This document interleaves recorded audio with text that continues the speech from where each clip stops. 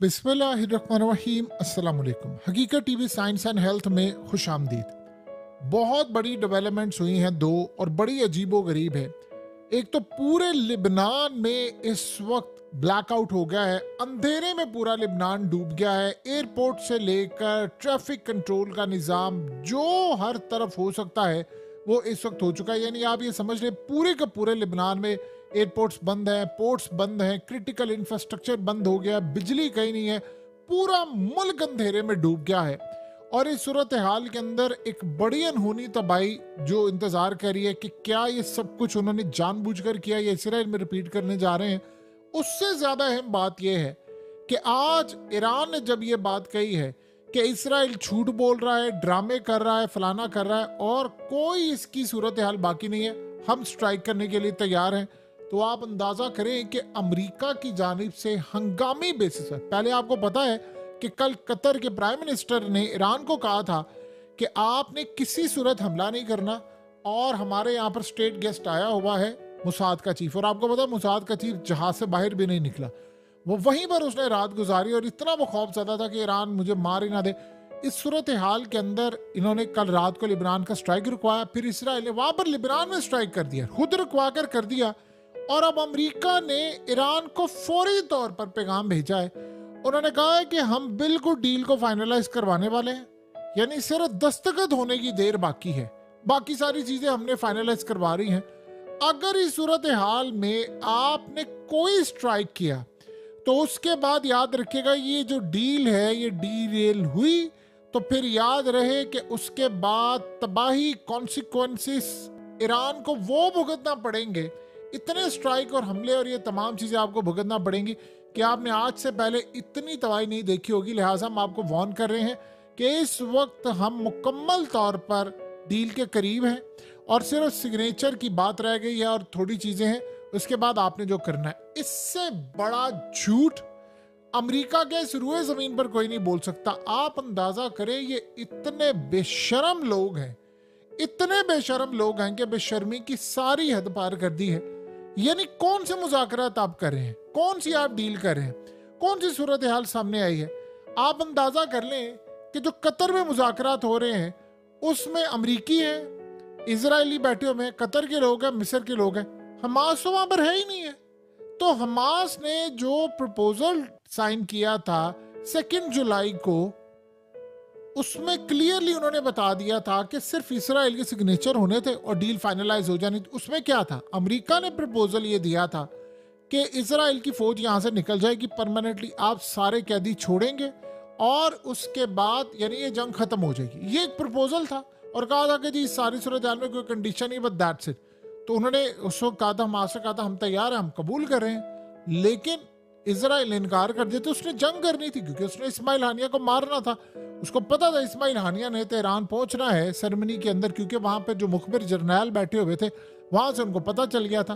तो आप सोच रहे हैं अमेरिका कहता रहा, अमेरिका ने कहा नहीं हम बिल्कुल करीब पहुंच चुके हैं, तो ये मामला हुआ। अब आप जरा अंदाजा कर लें कि इस वक्त अमरीकी कर क्या रहे हैं कि वो जो 2 जुलाई की डील थी उसमें अमेंडमेंट कर दी है, उसमें ये डाल दिया है कि इसराइल की फौजें आ रहेगी, तो हमास से रिजेक्ट कर दिया।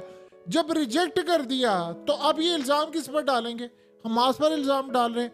और ईरान को कहा इन्होंने कि तुमने स्ट्राइक नहीं करना, जो मर्जी हो जाए तुमने स्ट्राइक नहीं करना, अगर तुमने स्ट्राइक किया तो तुम भुगतोगे और तुम इसके जिम्मेदार होगे, फिर हम तुम पर स्ट्राइक करेंगे या जो भी सूरत हाल है। आप अंदाजा करें ये इनके तमाशे इस वक्त हो रहे हैं। अब जाहिर सी बात है ईरान इस सारे मामले पर जो हालात बता रहे हैं कि कल रात को जो गुजर गई है उसमें लिबनान स्ट्राइक करने के लिए जा रहा था और ईरान भी साथ स्ट्राइक करने के लिए जा रहा था।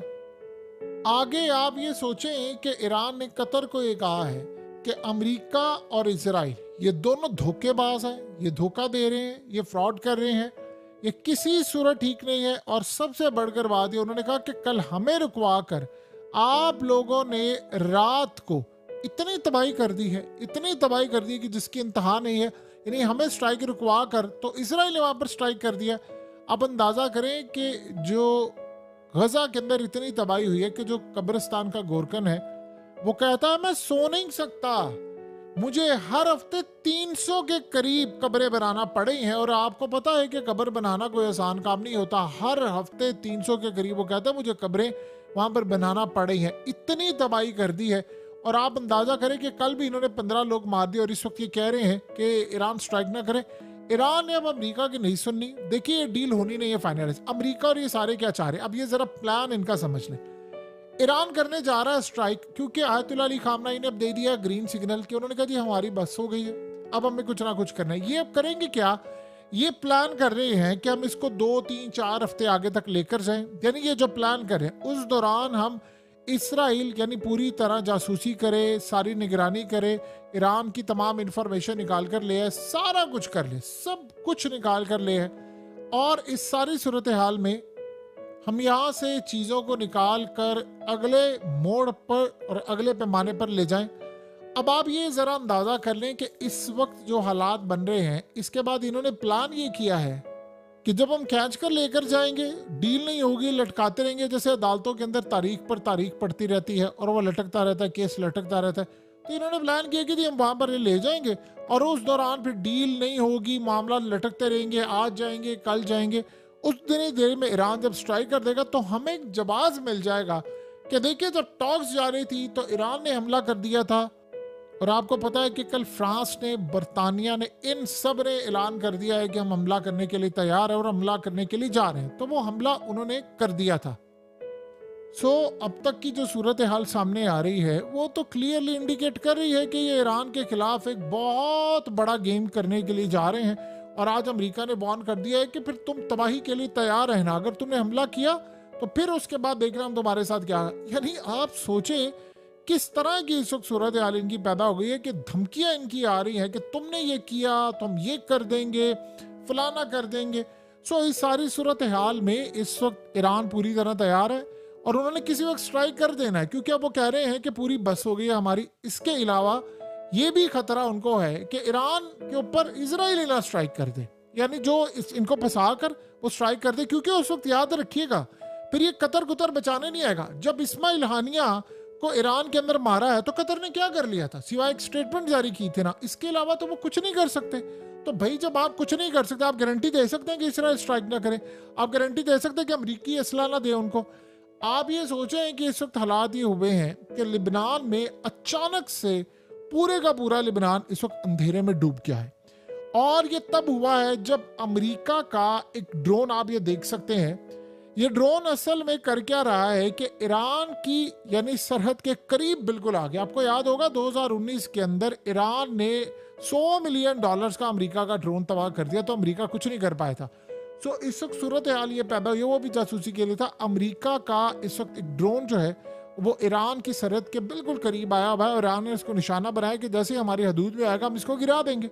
यानी वो जासूसी करने के लिए आया। उसका काम क्या है, उसने नीचे, जाहिर सी बात है पूरी कोशिश वो करता है कि मैं नीचे जाऊं। जब देखिए सैटेलाइट से आप इमेजेस लेते हैं तो आपको पता नहीं चल पाता, जब ड्रोन से आप लेते हैं तो आपको नीचे लाइव रियल टाइम में पता चल रहा होता है क्या सूरत हाल है, कैसे मामलात हैं, क्या चीजें हो रही हैं, तैयारियां क्या हो रही हैं, क्योंकि उन्होंने इसराइल को बताना है। अब जब ये सूरत हाल हुई है तो लिबनान के अंदर इतनी बुरी इस वक्त सूरत हाल है कि पूरे का पूरा लिबनान इस वक्त अंधेरे में डूब गया है।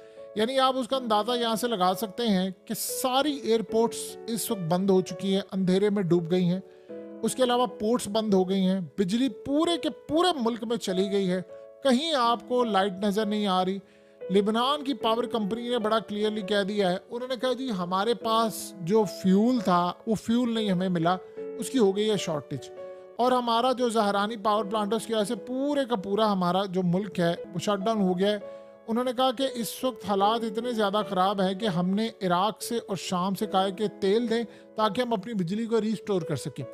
अब गालिबन इस सारी सूरत हाल के अंदर आपको पता है कि यानी इजराइल ने कल जो ऐलान किया था कि जी 18 जो ऑयल टैंकर्स हैं वो ईरान के पकड़ ले। गालिबन उनमें से कुछ जो हैं वो तेल सप्लाई करने के लिए जा रहे थे लिबनान को।